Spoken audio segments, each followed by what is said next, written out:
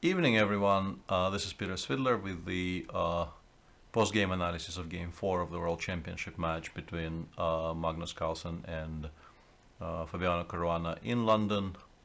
The score after the first three games was level. All three games were drawn. Some were more exciting, some less, but still all three games ended in a draw. And Game 2, which was the first game in which Magnus had white, was arguably the easiest for Fabiano. He surprised Magnus with an interesting new idea in a very topical line of the Queen's Gambit declined. And the main topic of discussion for today was will Magnus repeat, or will he try doing something else with the white pieces? And even the first move already gave us the answer to that question, because Magnus, instead of playing one d4, opened with one c4 today. A move he has made over the course of his career, of course, but not his main move at all. He is primarily a one e4 player, and if not, I think d4 is his second port of call. But of course, most people have tried the English in their lives. And Fabi, in reply to the English, has played, I think, also more or less every single move known to man. C5, c6, and e5, which is what he chose for today. Knight c3, knight f6, knight f3, knight c6. And here we did not have enough time in the studio to develop this joke further, but we were kind of giggling with Sopiko during the live show that if, for instance, while it doesn't even need to pass, if white plays e3 and black plays bishop b4, we do have yet another Rossolimo with the colors reversed. So there was an opportunity for the players to continue sort of discussing the Rossolimo, even though Magnus is not black in that game. But Magnus played g3, and this is also a very, very classical line, but it's well, quite obviously it's a dragon. It's a dragon with colors reversed, and white has an extra tempo compared to the classical dragon positions.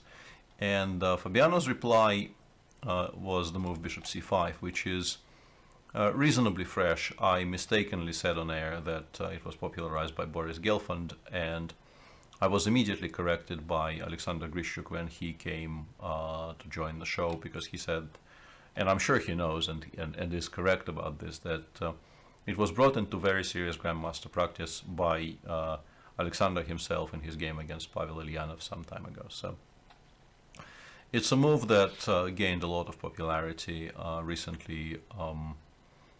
It promises black a freer and a more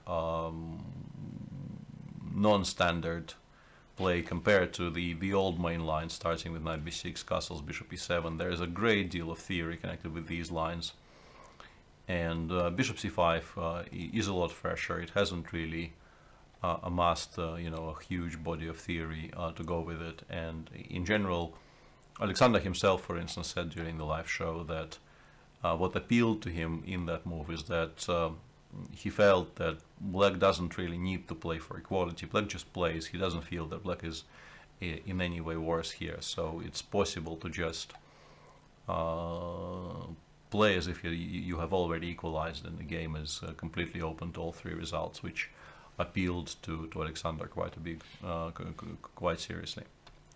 Castles, d3. This is still sort of the main line, and here Fabiano played rook e8.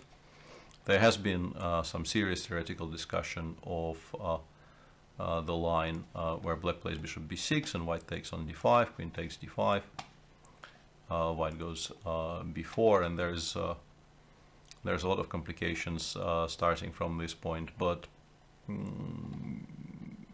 rook e8 is a very sensible alternative, and this is what Fabiano chose today, but somewhat surprisingly to me, because I felt that by Magnus's reaction, it felt like he was perhaps maybe somewhat surprised by this choice. But as a matter of fact, Fabi played this exact line against Wesley So in the Paris leg of the Grand Chess Tour this year. So the feeling has to be that Team Carlsen had to be very much aware of the fact that this is at least possibly what FIDE is now choosing to do against the 4 knights for G3 English opening.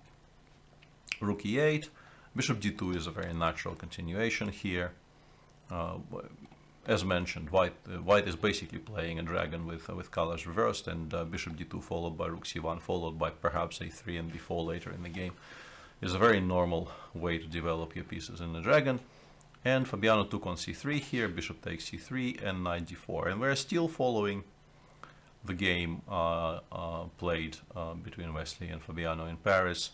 Wesley played Rook C1 here, Bishop B6, Rook E1, Bishop G4, and after Bishop takes D4, E D4, I think Black is just completely comfortable, and Fabi was at some point even better in that game, but he did not manage to win it.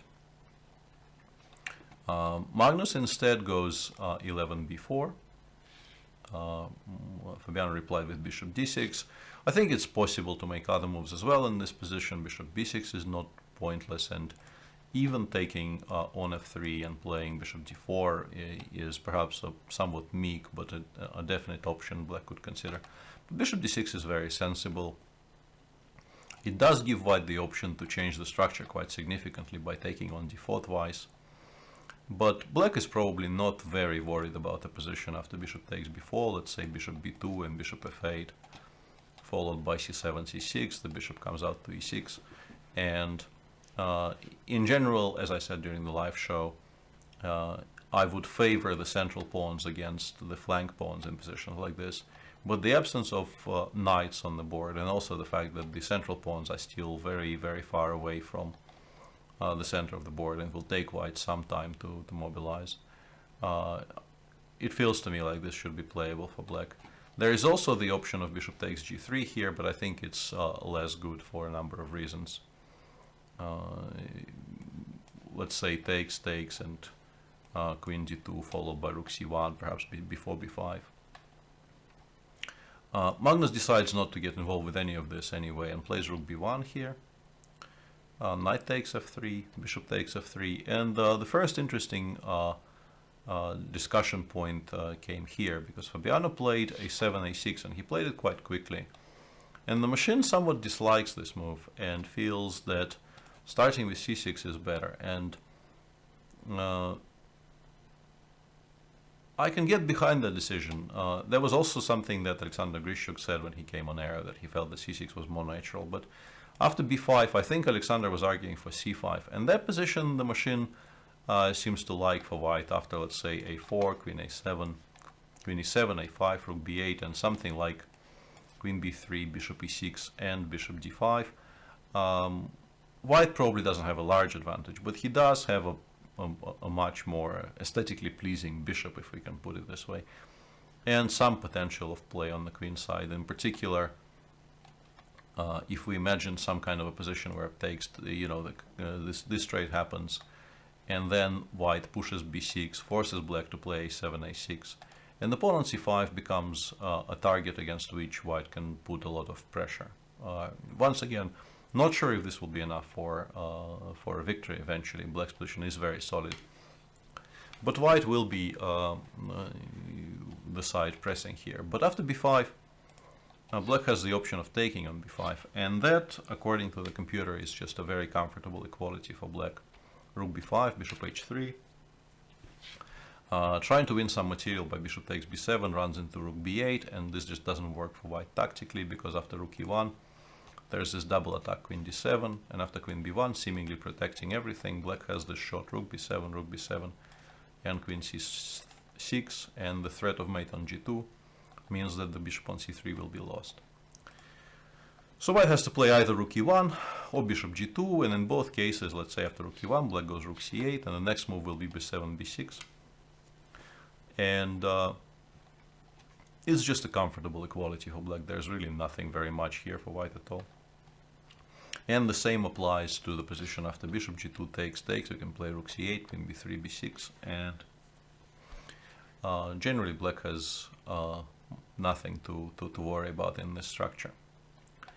But Fabiano's choice, a6 after a4 and c6, led to perhaps the biggest question mark of the game, because here Magnus spent, by his standards, a reasonably large amount of time choosing a move, and did not make the most obvious move in the position, which of course is before b5. And you can no longer really do the same things we were advocating for in the previous lines. Like, there is no way black can take on b5 twice, because after bishop h3, even let's say if white goes bishop g2 and takes, it's very, very important that black is left with an isolani on b7 and not a structure of pawns on a7 and b6. And white will be able to put very, very serious pressure on this pawn. So this is just more or less completely unplayable. And the choice after b5 is between c takes b5, a takes b5, and a5, which is potentially very double-edged, but also very, very risky strategically, because white plays, for instance, queen a4, and white has a very simple plan. He wants to play rook fc1, follow it up at some point at an opportune moment with b5, b6, fixing the pawn on b7, and then, in particular, if white somehow manages to trade this bishop for the d6 bishop, to enter with his rook on the c7 square. For instance, black can play queen e7, rook fc1, bishop f5, hoping maybe to push e5, e4 somewhere here. And white can play b6 here. And it really isn't very easy for black to play this position, because the immediate e5, e4, which would be something black wanted to do here, to trade not just the pawns, but also the bishop f5 for the bishop on f3, because the bishop on f3 is by far white's most important piece currently. But it almost totally loses to d4, bishop b4, and queen d4, attacking the pawn on g7, and also creating the threat of bishop takes e4 and queen takes d6. So black has to make a waiting move like h6, for instance. And here I want to show you an extremely beautiful line, which is completely non-forced, but I kind of started clicking around trying to see if white can take on a5. And the computer showed to me a very, very beautiful tactic, which I want to share with the viewers. Although black's play can be improved at more than one point in this line. Rook a6, creating the threat of rook a8. White goes rook a1, supporting the bishop, hoping to unpin himself. Rook a8, queen b5, bishop d7. And seemingly white is running out of squares, because after queen d5, for instance, bishop c6 collects quite a lot of material. But in this position, white makes an extremely beautiful move. Queen takes a6. ba is of course impossible because the rook falls, so you have to take with the rook. And bishop takes b7 captures this rook. And objectively, black should, I think, play rook takes a5 here. This is what the computer was suggesting. And white is still better, but maybe black holds this position. But I was trying to figure out what happens if black goes bishop b5, bishop a6, and bishop a6. And here, apparently, white is just completely winning after an incredibly beautiful sequence of moves. He goes bishop b4, attacking the bishop on a6, and also there is really no good square for the bishop on a6, because if you play bishop b7, white has rook c7. Another very nice geometrical idea which wins a lot of material.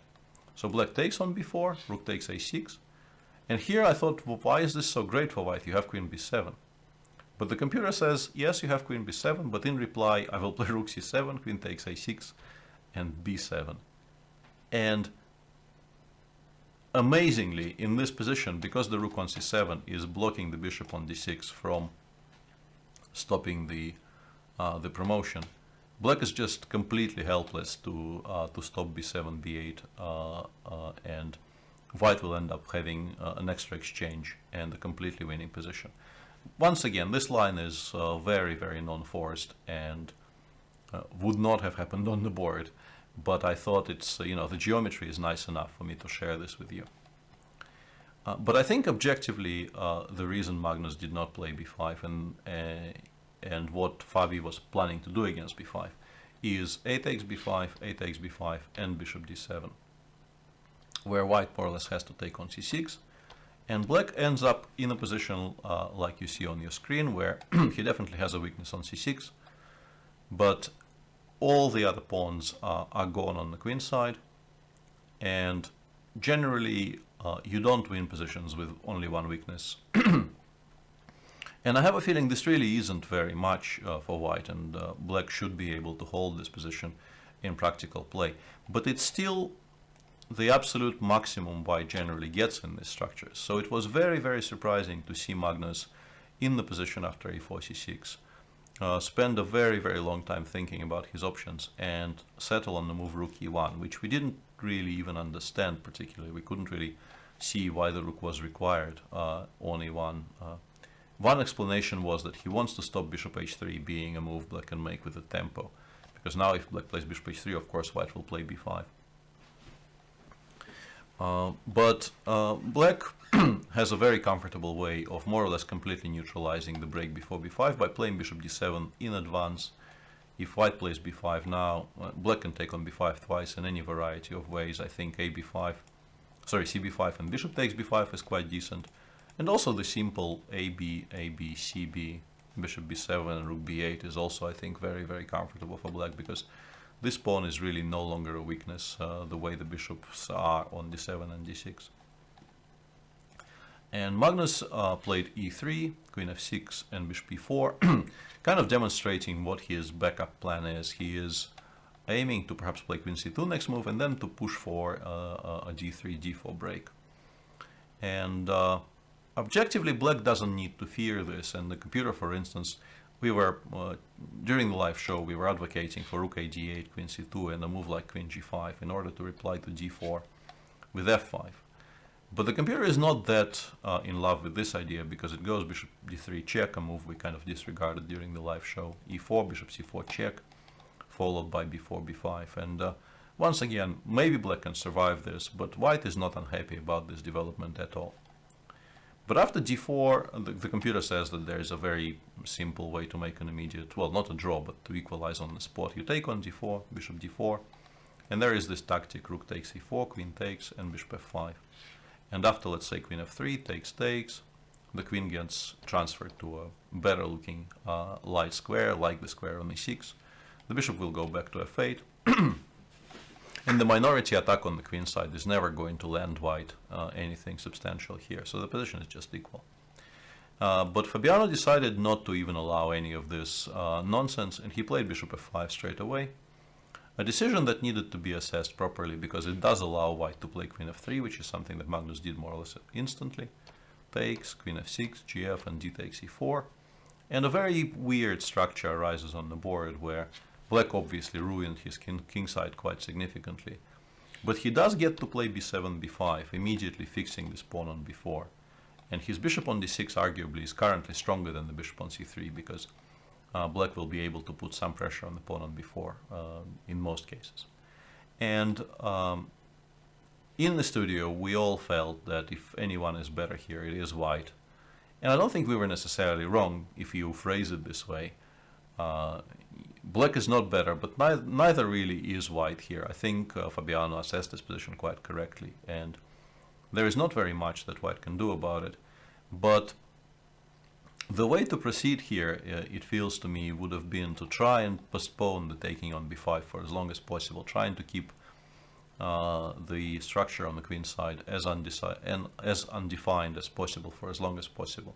But black has ways of dealing with that.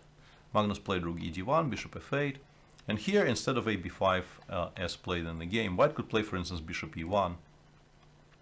And if black decides to go for this extremely weird structure that Sopiko suggested during the live show, ba4, rook a1, a5, ba, and a3, where, weirdly enough, both sides have a passed pawn on the same file, which is not really something you see every day. This position the machine quite likes for white. It's probably objectively a draw, but it's a draw that definitely black will be making. But after bishop e1, the computer suggests a very smart idea. It plays rook e c8, and after, let's say, king g2, it plays rook a b8. And at first I couldn't really understand what the idea was after rook a1, but the machine just plays a5 here. And the point is, ba b4 is actually quite risky for white, because black will play c5 and then collect all the a pawns at his leisure. And a b5, a b4 is also quite clearly very decent for black, because he ends up with a passer on the b file. So eventually, after rook a b8, some mass simplifications are in order. White probably has to take on b5, and black can even maybe consider taking with the rook, or he can take with the pawn transposing to a similar structure. And even c takes b5 followed by rook c4 is also, I think, a decent idea. So black is comfortable, but still bishop e1 felt to us in the studio at least like a more testing choice. But Magnus took on b5 straight away. Fabi recaptured with the a pawn, once again keeping things very solid. King g2, rook d8, rook c1, king g7, bishop e1, rook dc8, rook c2, rook a4. And here the plan that Fabi settled on became quite obvious. He keeps one rook very passive and one rook reasonably active on a4, keeping white kind of tied down to the protection of the b4 pawn. And after king f3 h5, it also became obvious that he is planning to force white to do something unwise on the king side if he wants to achieve any progress at all. And we still were expecting a reasonably prolonged battle here, but the game only lasted an additional 7 moves from here. Magnus played king e2. During the live show we were discussing some ideas like playing g4 immediately. Black plays, let's say, king g6, we play h4, bishop e7, and king g3. And we were kind of entertaining the idea that maybe eventually we can force black to take on g4, which would be in white's advantage, of course. Because then the king lands on g4, you have ideas of h5 check, the king might get to f5. But the computer suggests that, you know, any kind of a sensible passing move, for instance, king h6, will make sure that none of those things will ever come to pass, and it's just a very safe position for black. And I guess the fact that Magnus decided not to even try it is, by this point, quite justified. He just doesn't have any advantage left. King e2, king g6, Magnus played h3, f5. Black is obviously improving his situation quite seriously by trading one of his bad doubled pawns for a pawn on e4, ef, king f5, f3, bishop e7. If white wants to create a passer on the h-file, he can do that, but the king will feel incredibly safe on e4, and this is, I think, a way for white to try and land in some trouble, because, for instance, rook h8 becomes a possible way for black to start playing for a win. So it's quite understandable that Magnus didn't do that. He played e4 check, king e6, bishop d2, bishop d6, rook bc1, and just offered a draw here, which is not really a surprise, because after king d7 we can, for instance, play rook d1 or rook b1, and the king will go back to e6 and we can repeat moves. Or black after rook bc1, if he wants to make a more forcing draw, he can take on b4, and this rook endgame is very, very easily holdable for black, because black has more than enough checks from the long side to force the white king away from the pawns. For instance, rook b2 check, king f1, we give another check, and if it goes to d1, there's an immediate draw with rook f2, rook takes f3, and king f6, and black makes a very easy automatic draw here with no hassle at all. So after rook bc1, draw was agreed. And with that result, we still have no decisive games in the match, and I think the story of the story of the two games in which Magnus played white is very, very similar. He tried 1d4 in game 2 and got more or less nowhere, and he tried 1c4 today and also ran into, I think, a confident bit of preparation by Fabiano, although I still feel that not playing b5 on move 15 is a strange choice. Even if your advantage at the end of it is not large, you still have to try, because rook e1 is more or less giving up on any kind of objective advantage in the position. So I'd be interested to know why b5 wasn't played. And Magnus himself, I believe, said during the press conference something along the lines that it feels like in his white games he is not really that successful in fighting against Fabi's preparation, but it's a long match ahead of us. Only the first third is gone, so there should be more developments on that front as well. Tomorrow is the rest day. World Championship action resumes on Thursday with Game 5, in which Fabiano will be playing with the white pieces, and then there are 2 games in a row in which Magnus will have white because of how the World Championship is structured. The colors get switched midway through, so game 6 and then game 7 we'll see Magnus trying to press with the white pieces, and it will be interesting to see how he uses that double-decker. But with that, I am signing off. There will be some non-world chess related, there will be some non-chess related activities on Chess24 tomorrow, but for now, thanks for watching. This has been Peter Svidler with the recap of Game 4 of the Carlsen-Caruana match. Bye.